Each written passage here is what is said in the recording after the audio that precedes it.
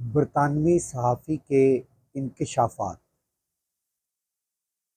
جماعت اسلامی کو دھرنے کی اتنی چھوٹ کیسے؟ جیسے پی ایل پی کو۔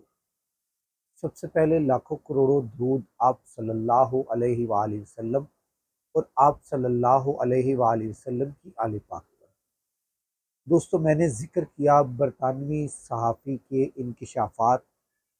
اس نے انکشافات میں بتایا کہ عمران خان کو جیل میں انتہائی برے حالات میں رکھا گیا ہے، اور کن حالات میں کہ اس کو اس نے 2-3 پرانے لیڈرز کے ساتھ کمپیئر کیا، تو اس نے کہا کہ ان تینوں لیڈرز جو اس سے پہلے پوری دنیا کے انہوں نے لیڈرز کا موازنہ کیا، تو اس کے اندر عمران خان کو ان تمام میں سب سے سخت ترین حالات میں رکھا گیا ہے، اور اس کے باوجود عمران خان ٹوٹ نہیں رہا، بلکہ عمران خان سے معافی مانگی جا رہی ہے اور عمران خان کو ٹھنڈا کیا جا رہا ہے۔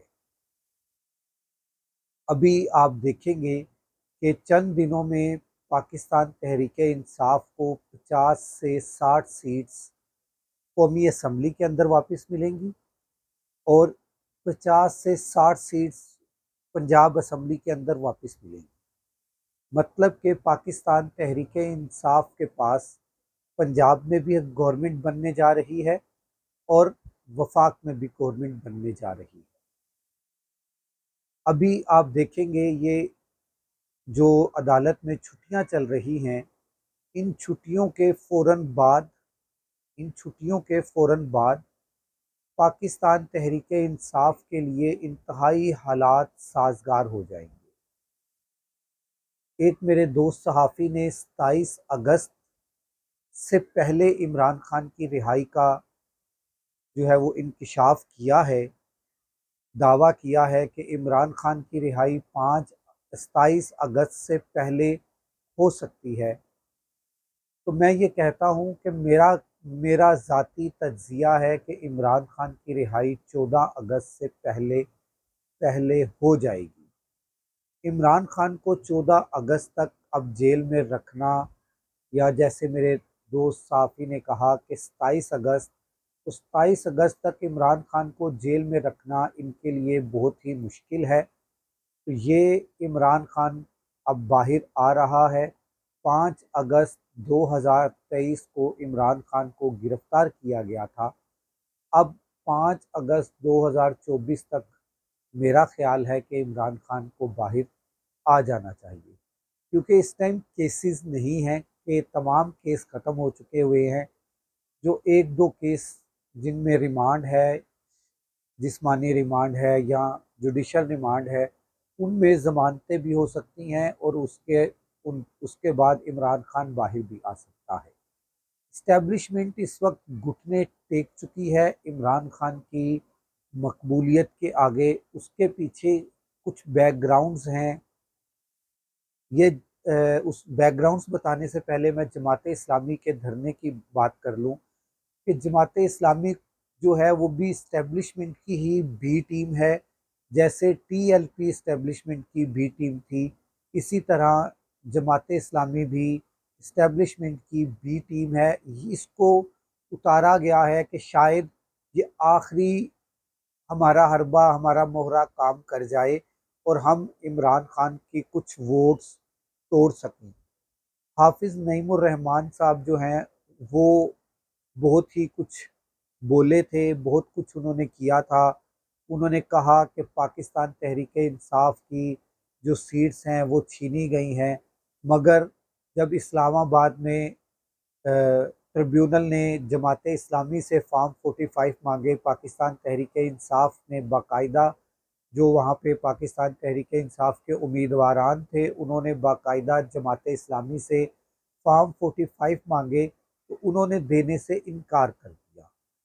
مطلب کہ یہ میٹھا میٹھا ہپ ہپ کڑوا کڑوا تھو تھو کرنے کے ان کو شروع سے عادت ہے، اور یہ جماعت اسلامی جو ہے یہ اسٹیبلشمنٹ کی ہی بی ٹیم ہمیشہ سے رہی ہے، آج نہیں ہے، ہمیشہ سے رہی ہے۔ تو इस सारी सूरत हाल को देखते हुए इन्होंने जमात इस्लामी को लॉन्च किया। दफ़ा 144 लगी हुई है, उसके बावजूद जो है ये धरने की उनको इजाज़त मिल गई और धरना एक जगह पे नहीं 4-5 जगह पे धरना दिया गया। और उस धरने के साथ गिरफ्तारियां हुई, जो गिरफ्तारियां यहाँ से हुई 500 मीटर मतलब कि आधा किलोमीटर के ऊपर जाकर उनको रिहा कर दिया गया, उनको छोड़ दिया गया। इसी तरह से ये अलामती गिरफ्तारियां की गईं और अलामती तौर पे उनको गिरफ्तार करके वहाँ से ले जाकर थोड़ी आगे थोड़ा पीछे जाके उनको छोड़ा गया। अब ये सारा ड्रामा किया क्यों जा रहा है?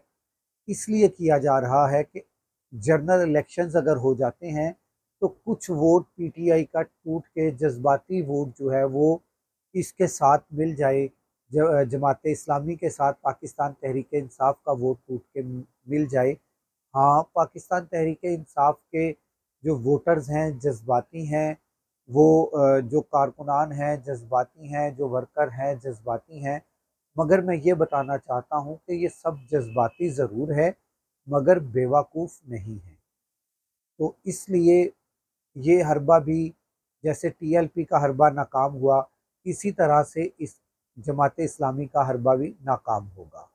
जमात इस्लामी को हुकूमत की तरफ से मुज़ाकरात की पेशकश की गई और उनकी तरफ से उस मुज़ाकरात की पेशकश को कबूल भी किया गया।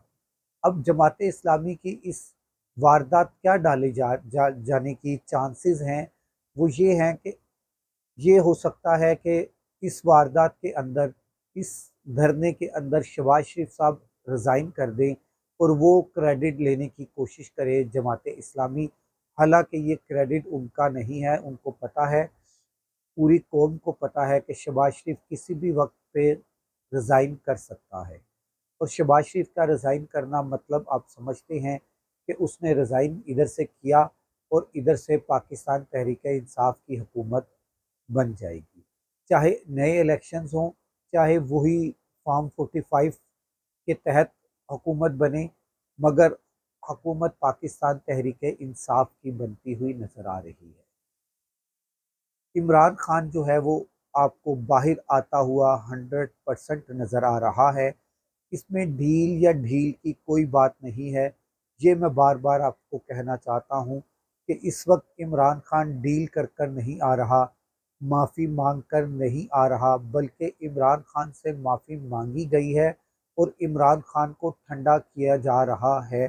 ये मेरे दोस्त सदीक जान ने भी इसका इंकशाफ किया कि इद्दत वाले केस में भी इमरान खान से माफ़ी मांग ली गई है और इमरान खान बड़े दिल का मालिक है, इमरान खान बड़े ज़र्फ़ का मालिक है, इमरान खान बड़ी सोच का मालिक है, इमरान खान बहुत बड़ा दिल रखता है और इमरान खान माफ़ करने का आदी भी है और इमरान खान माफ़ कर रहा है।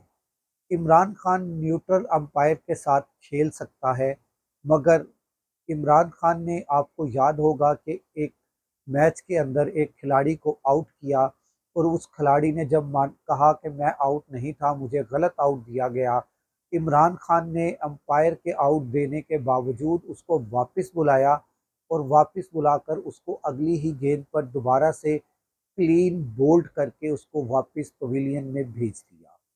इमरान खान वो है जो चैलेंजेस कबूल करता है। इमरान खान ने इस वक्त जेल काट के पाकिस्तान तहरीक इंसाफ और पाकिस्तान के लिए एक बहुत बड़ी मिसाल कायम कर दी है।